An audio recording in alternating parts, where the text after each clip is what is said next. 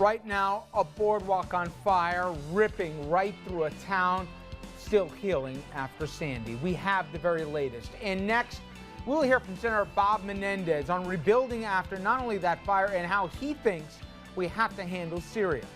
And later, an exclusive on RFL.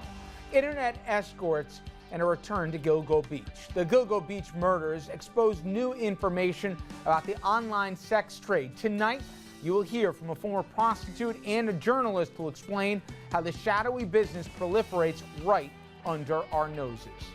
Good evening, everyone, and welcome to RFL. I'm Richard French, and thanks so much for joining us this Friday evening, September 13th. A lot to cover in the next 60 minutes, including that special report, Internet Escorts, a return to Gilgo Beach. Now, when the remains of several bodies were found on a remote strip of Long Island back in December of 2010, it cracked open a huge investigation that eventually turned up an eerie pattern. One after the other, the bodies of young sex workers were found dead, buried beneath the sand. Well, tonight, we take a closer look at exactly how the Gilgo Beach killer or killers may have lured these victims to their deaths. But first, we turn to that horrific fire that engulfed New Jersey's Seaside Park Boardwalk and engulfed it in yesterday's flames. Now, the fire so much more painful because it occurred in an area that had just been rebuilt after Superstorm Sandy nearly a year ago. Local residents reacted with disbelief. It was just horrible. Coming over the bridge, it looked like the entire town was on fire. With the wind conditions that we had, what our guys on the front lines went through, and I have to tell you, they went through hell more than once. Part of the boardwalk where the smoke was coming up, I started dumping buckets of water. Is just unthinkable. This is a knockout punch. This is devastating.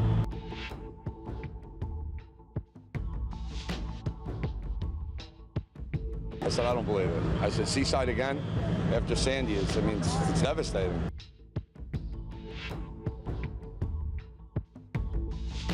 I feel like I want to throw up, and that's me. After all the effort and time and resources that we've put in to help the folks at Seaside Park and Seaside Heights rebuild, to see this going on, as I said at the top, is just unthinkable. All the memories. I mean, Sandy took the Ferris wheel, Sandy took the roller coaster, now the 100-year-old carousel. And how much more can you take from us? Seaside is Jersey strong. Now, Governor Christie, he spoke today and promised that Seaside Heights and Seaside Park will recover. Fox 1's Natalie Patterson, she was there. It's gone. It's gone. That's how Governor Chris Christie describes the 4-block stretch of boardwalk in Seaside Heights and in Seaside Park that caught fire Thursday afternoon. Less than a year after Hurricane Sandy decimated parts of the boardwalk in both towns, Christie says about 30 businesses along the boardwalk are now a complete loss. Businesses that were impacted, I think most of them have been destroyed. The governor says 30-mile-an-hour winds and tar roofing on many of the businesses contributed to just how quickly the fire spread, starting at an ice cream parlor near Stockton Avenue. Firefighters were forced to cut a gap in a newly rebuilt stretch of boardwalk in Seaside Heights to keep the fire from spreading past Lincoln Avenue. That was the decisive moment. That's where we decided to put all our resources and make our stand. If it had gotten by us in Lincoln Avenue, there's no telling where it would have stopped. Earlier today, we spoke with Senator Bob Menendez, New Jersey Senior Senator, about rebuilding after the fire and more. I want to start close to home if I could. I know how hard you fought here to get funding for Sandy, post-Sandy, the Seaside communities like, obviously, the poor people were devastated there. And I'm curious, from a personal level, it's just not fair for these people. And I'm also wondering if Washington can be of any help for them in their recovery. Well, Richard, our hearts go out to the people of Seaside Park and Seaside Heights, and it's just an incredible challenge in the aftermath of everything that we've come back from Superstorm Sandy to have a major fire like this. And so our thoughts and prayers with all of those families who own the businesses and all who are affected by it. We're in contact with the governor's office, and to the extent that there is a federal opportunity, we'll try to see. I think, a typical set of fire, we'll have to find out the actual causes here, might not be an avenue for any federal relief, but there is already assistance from Sandy that is still pending, some of which is discretionary at the governor's office. That may be a venue. I want to switch gears here. As many know, you're the chairman of the Foreign Relations Committee, and I think you spoke for many. After we saw what Mr. Putin had to say in an op-ed in, of all places, the Times, where he took the U.S. to task for our position on Syria at the very time that we're trying to negotiate some kind of diplomatic solution. For people who didn't see, this was the Senate earlier this week.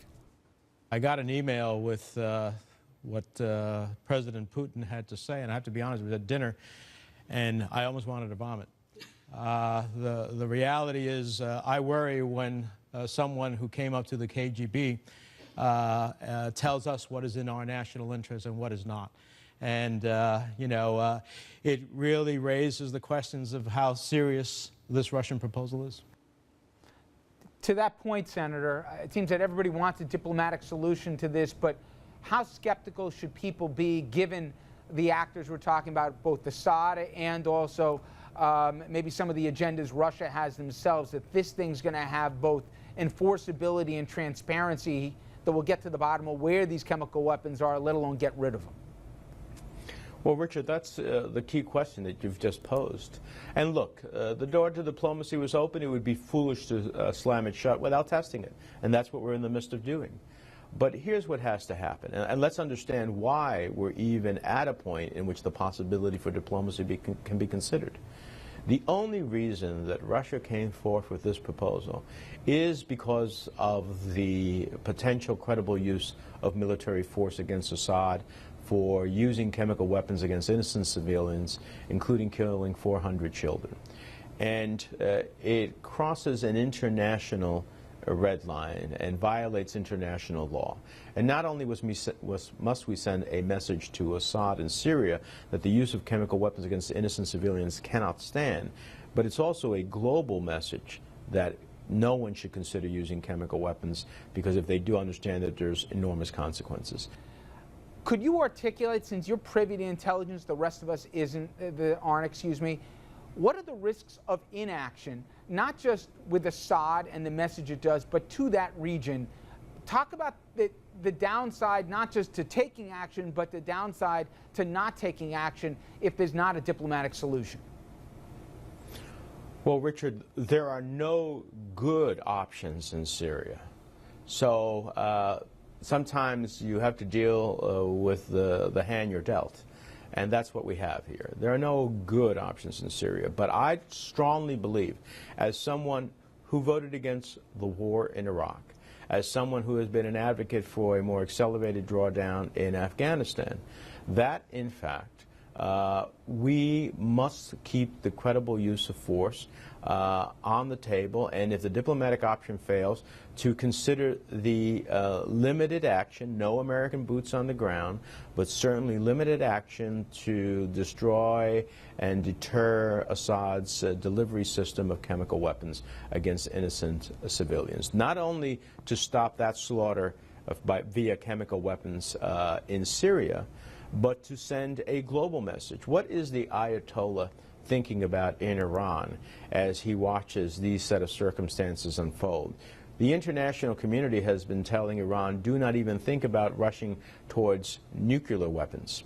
Well, if they see that we're unwilling to react to Assad's use of chemical weapons, they'll just think that the world is bluffing. What message do others get in the world? And what message do our allies get when we say to them, stay the course because we have your back, and do not act precipitously? If they do not believe that we will actually act in a way that will in fact have their back, then they will be pursuing their own national security interests as they deem it. And that can always have consequences to us as well. So this is far beyond Syria. And finally, Senator, before I let you go, a calendar question. With all the important stuff that we're talking about, there is a looming deadline of September 30th. And that's where it's the end of our fiscal year on the federal level, and we could get into government shutdown here over the debt ceiling. It is the silly season again.